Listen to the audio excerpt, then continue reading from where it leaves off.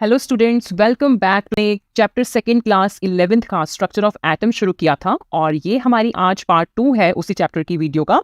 तो देख लेते हैं आज हमारा topic, that is charge to mass ratio of electron. ठीक है, लास्ट टाइम हमने डिस्कवरी ऑफ इलेक्ट्रॉन के बारे में स्टडी करा था, तो अभी हम हल्का सा आइडिया देख लेते हैं इलेक्ट्रॉन होता क्या है। तो इलेक्ट्रॉन क्या है? इलेक्ट्रॉन इज अ लो मास और नेगेटिवली चार्ज पार्टिकल होता है। इसके पास यूनिट नेगेटिव चार्ज होता है। ठीक है, और it can easily be deflected by passing the positive nucleus of an atom. ये क्या बोल रहे हैं? हमारा जो पॉजिटिव चार्ज होता है न्यूक्लियस का, उसमें क्या करता है न्यूक्लियस? उससे डिफ्लेक्शन शो करता है। ठीक है, क्योंकि वो नेगेटिवली चार्ज है और ये पॉजिटिवली चार्ज है, तो इससे यहाँ पे डिफ्लेक्शन शो करता है। फिर जे थॉमसन ने हमें जो इसका रेशियो था electric discharge to mass, electric discharge को डिनोट करते हैं ई से, ठीक है, और मास एम से। ये जो रेशियो था उन्होंने ई अपॉन एम, इस रेशियो की उन्होंने वैल्यू डिटरमिन करी by using cathode ray discharge tube. ठीक है, और उन्होंने बोला, थॉमसन ने अप्लाई करी इलेक्ट्रिक और magnetic fields perpendicularly with respect to the path of the electrons. जो इलेक्ट्रिक और मैग्नेटिक फील्ड्स है उनको उन्होंने परपेंडिकुलरली अप्लाई करा with respect to the path of electrons, जिस पाथ पर हमारे इलेक्ट्रॉन्स ट्रेवल कर रहे हैं। ठीक है, अब देख लेते हैं हमारा इसका सेटअप जो एक्सपेरिमेंट का, जिसमें उन्होंने इसकी वैल्यू डिटरमिन करी इस रेशियो की। तो आइए अब हम देखते हैं इसका experimental setup. Charge to mass ratio of electron, ये उसका हमारा सेटअप है। ये जो हमारे पास आउटर ये जो है ये जो है ये सारी हमारे पास क्या है? Glass tube. ठीक है, जिन्होंने लास्ट वाली जो वीडियो है डिस्कवरी ऑफ इलेक्ट्रॉन ही देखी है बच्चे, मैं उसका लिंक आपको यहाँ पे डिस्क्रिप्शन बॉक्स में डाल दूंगी, क्योंकि अगर आप उस वीडियो को देख लेंगे तो आपको ये जो टॉपिक है आज वाला वो जल्दी समझ आ जाएगा। ठीक है, और जो ये वाली ट्यूब है इसके अंदर हमने लो प्रेशर गैस को फिल करा हुआ है यहाँ पे। ठीक है, और लो प्रेशर हमने कैसे मेंटेन करा गैस का? With the help of vacuum pump. ठीक है, मैंने आपको ये पहले भी बताया था कि with the help of vacuum pump we can maintain the pressure. ठीक है, और यहाँ पे हमारे पास 2 प्लेट्स लगी हुई है, ये वाली और ये वाली। ठीक है, और इनके सेंटर में यहाँ पे होल करा हुआ है यहाँ पे। ठीक है, आप देख पा रहे हैं यहाँ पे होल करा हुआ है और इनको आपस में कनेक्ट कर दिया है किसके साथ? विद हाई पावर सोर्स के साथ, ये वाला। ठीक है, हाई पावर सोर्स के साथ इनको कनेक्ट कर दिया आपस में। ये वाली ये है हाई वोल्टेज या हाई पावर सोर्स। ठीक है, बहुत ही ज्यादा हाई वोल्टेज है। तो जैसे हमने ये वोल्टेज इंक्रीज करी तो यहाँ पे हमारे पास क्या हुआ? यहाँ पे नेगेटिवली चार्ज आ गया इस प्लेट पे, और ये वाली चार्ज पे पॉजिटिव चार्ज आ गया बहुत सारा यहाँ पे। ठीक है, और इसने पॉजिटिव पोटेंशियल अटेन कर लिया इस प्लेट ने, और इस प्लेट ने नेगेटिव पोटेंशियल अटेन कर लिया। ठीक है, और हम इसको कैथोड भी बोलते हैं नेगेटिवली चार्ज, और पॉजिटिवली चार्ज को एनोड बोलते हैं, ये आपको पता है। ठीक है, तो इसके बाद हमने और क्या देखा कि जब यहाँ पे हमने अपना पोटेंशियल इंक्रीज करा, हाई वोल्टेज सोर्स का ये वाला, हमने जब पोटेंशियल इंक्रीज करा तो यहाँ पे डिस्चार्ज होने लगा इलेक्ट्रॉन्स का फ्रॉम कैथोड टू एनोड। ठीक है, यहाँ से शुरू हो गया इलेक्ट्रॉन का discharge from cathode to anode, और जो ये होल है यहाँ से होल को क्रॉस करके इलेक्ट्रॉन बीम सीधी जाके यहाँ पे फ्लोरेसेंट स्क्रीन पे हिट करती है एट पॉइंट बी। ठीक है, और हमें यहाँ पे क्या दिखता है? ग्लो। ठीक है, फ्लोरेसेंट स्क्रीन मैंने आपको लास्ट टाइम भी बताया था कि क्या होता है फ्लोरेसेंट स्क्रीन। ये कैसे हम बनाते हैं? एक ट्रांसपेरेंट स्क्रीन को हम कोट कर देते हैं फ्लोरेसेंट मटेरियल के साथ। ठीक है, जब हमने डिस्कवरी ऑफ इलेक्ट्रॉन हमने जब किया था टॉपिक ये वाला, तब हमने देखा था फ्लोरेसेंट मटेरियल उन्होंने क्या यूज करा था? Zinc sulphide. ठीक है, ZnS। तो जब हम उस पर कोटिंग कर देते हैं फ्लोरेसेंट मटेरियल की, तो यहाँ पे ये क्या करता है कि इलेक्ट्रिकल सिग्नल्स को विजुअल सिग्नल में कन्वर्ट कर देता है। इसका मतलब क्या हुआ कि जो इलेक्ट्रॉन बीम जब यहाँ पे स्ट्राइक करेगी तो वो हमें ब्राइट स्पॉट दिखाएगी। ब्राइट स्पॉट का मतलब ग्लो, ये जो मैंने आपको बताया ना, यहाँ पे ग्लो दिखाएगी।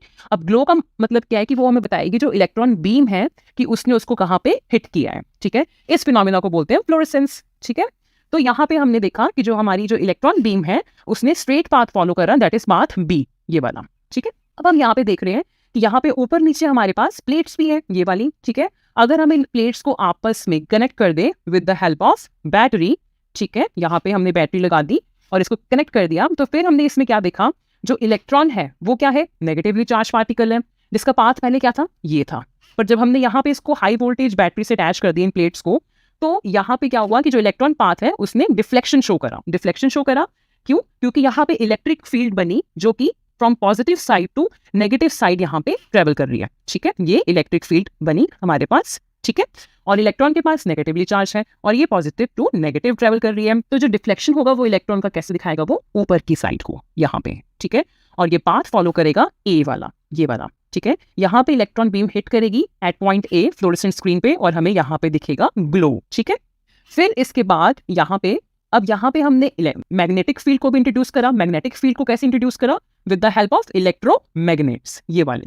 ठीक है, तो इसकी वजह से क्या हुआ? यहाँ पे जो डेविएशन था इलेक्ट्रॉन बीम का वो हमें कहाँ पे देखने को मिला? At point C. Electron beam में ये वाला पाथ फॉलो करा सी वाला, और हमें यहाँ पे क्या दिखा, फ्लोरेसेंट स्क्रीन पे ग्लो। ठीक है, अब जब यहाँ पे इलेक्ट्रॉन्स जो यहाँ पे बीम थी, in the absence of electric और मैग्नेटिक फील्ड वो पाथ फॉलो कर रहे थे बी। ठीक है, इन the presence of electric field उन्होंने पाथ फॉलो करा ए। ठीक है, और in the presence of magnetic field उन्होंने पाथ फॉलो करा सी। तो जे थॉमसन ने क्या देखा, उन्होंने सोचा कि अगर मैं यहाँ पे इलेक्ट्रिक ये वाली फील्ड और मैग्नेटिक फील्ड इन दोनों को साइमल्टेनियसली एक साथ अगर मैं अप्लाई करूँ तो देखते हैं कि क्या होगा। ठीक है, तो उन्होंने जब साइमल्टेनियसली अप्लाई करा तो जो इलेक्ट्रॉन बीम है, ठीक है, वो स्ट्रेट पाथ फॉलो कर रही है, दैट इज बी वाला यहाँ पे। इसका मतलब क्या हुआ कि यहाँ पे कोई भी डिफ्लेक्शन देखने को नहीं मिला।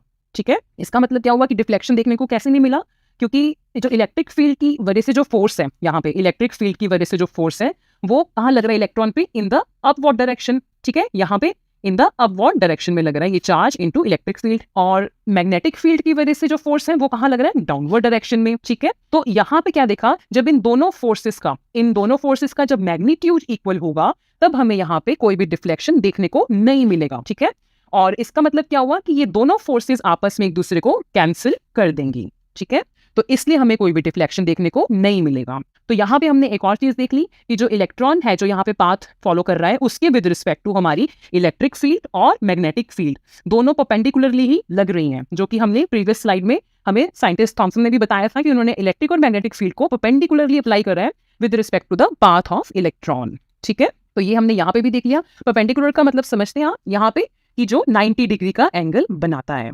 ठीक है, ये 90 डिग्रीज, तो ये हमने देख लिया ये वाली चीज। तो अब यहाँ पे क्या देखा हमने कि जो इलेक्ट्रॉन है, यहाँ पे जो इलेक्ट्रॉन है in the absence of electric और मैग्नेटिक फील्ड कौन सा पाथ फॉलो कर रहा है, ए। ठीक है, ये वाला बी वाला पाथ फॉलो कर रहा है। ठीक है, और in the presence of electric field path A follow कर रहा है। ठीक है, और in the presence of magnetic field path C follow कर रहा है। ठीक है, जो डेविएशन है वो कौन से वाले पाथ की है, हमें कौन सी पाथ की दिख रही है, वो है ये वाला पाथ ए टू सी। इस पाथ पे जब इलेक्ट्रॉन बीम फॉलो करेगी तो हम बोलेंगे हमें डेविएशन दिख रहा है। ठीक है, तो इसमें हमने देख लिया कि जो इलेक्ट्रॉन है अगर कोई भी उस पर डिफ्लेक्शन शो नहीं हो रहा तो वो ट्रेवल करेगा स्ट्रेट लाइन में, ये वाला। ठीक है, तो यहाँ पे क्या देखा, अब जो डिफ्लेक्शन हो रही है, यहाँ पे डेविएशंस जो हो रही है, ये वाली जो डेविएशंस हो रही हैं ये किन किन फैक्टर्स पे डिपेंड कर रही है, अब हम इनको देख लेते हैं यहाँ पे।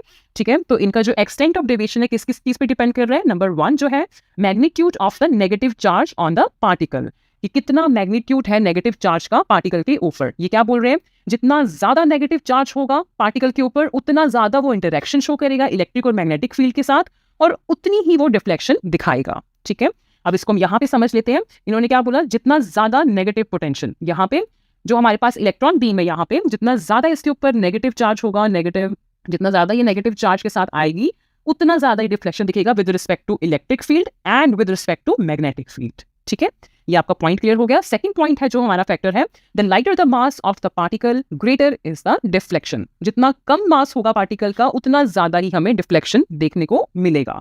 ठीक है, आपको पता है इलेक्ट्रॉन हमारे पास क्या है, बहुत ही लो मास स्पीशी है। ठीक है, और उतना ज्यादा डिफ्लेक्शन देखने को मिलता है।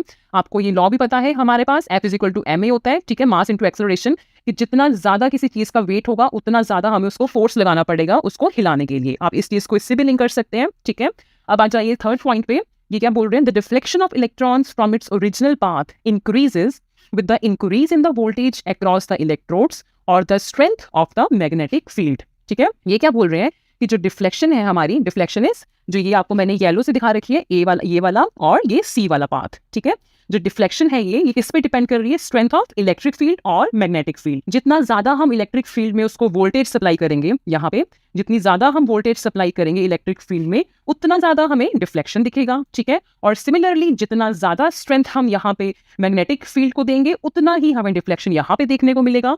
ठीक है, तो ये जो सारे डिफ्लेक्शंस थे ड्यू टू इलेक्ट्रिक और मैग्नेटिक फील्ड की वजह से, ये हमारे साइंटिस्ट जे थॉमसन ने इनको अच्छे से स्टडी करा, ऑब्जर्व करा, और उन्होंने हमारे पास इसका जो रेशियो था E/m की उसकी वैल्यू दी, और इसकी वैल्यू उन्होंने दी 1.758820 इंटू 10 की पावर 11 कूलम पर kg। ठीक है, और यहाँ पे Me क्या है हमारे पास, Me is the mass of electrons, और इसकी यूनिट क्या है, kg, किलोग्राम। ठीक है, और E हमारे पास क्या है यहाँ पे, E is the magnitude of the charge on the electron, और चार्ज की जो यूनिट होती है वो क्या होती है, कूलम, C। ठीक है, और यहाँ पे आप देख सकते हो E/me है यहाँ पे, E/me दैट इज चार्ज की यूनिट है कूलम, और मास की क्या है, kg। आप इसको कूलम पर केजी भी लिख सकते हैं या फिर कूलम केजी इनवर्स। इनवर्स क्यों आया, -1 क्यों आया, क्योंकि ये नीचे डिनोमिनेटर में था, जब ये डिनोमिनेटर में जाएगा तो ये कैरी करेगा नेगेटिव चार्ज। ठीक है, तो आप इनमें से कोई भी फॉर्म में आप इसको यूनिट को रिप्रेजेंट कर सकते हैं। ठीक है, ये सारी ठीक है। तो यहाँ से हमें जे थॉमसन ने E/me that is ratio of charge to mass of an electron के रिगार्डिंग बताया, और ये वैल्यू बहुत इंपॉर्टेंट है, आप इसको लर्न कर लीजिएगा। और जो मैंने आपको आज ये टॉपिक पढ़ाया आप इसको रिवाइज कीजिएगा। अगर इसमें आपको कोई भी क्वेरी है तो आप मुझे कमेंट सेक्शन पे लिख के बता सकते हैं। ठीक है, तो आज के लिए स्टूडेंट्स इतना ही, अब मिलते हैं नेक्स्ट वीडियो में। Okay students, till then take care, bye bye.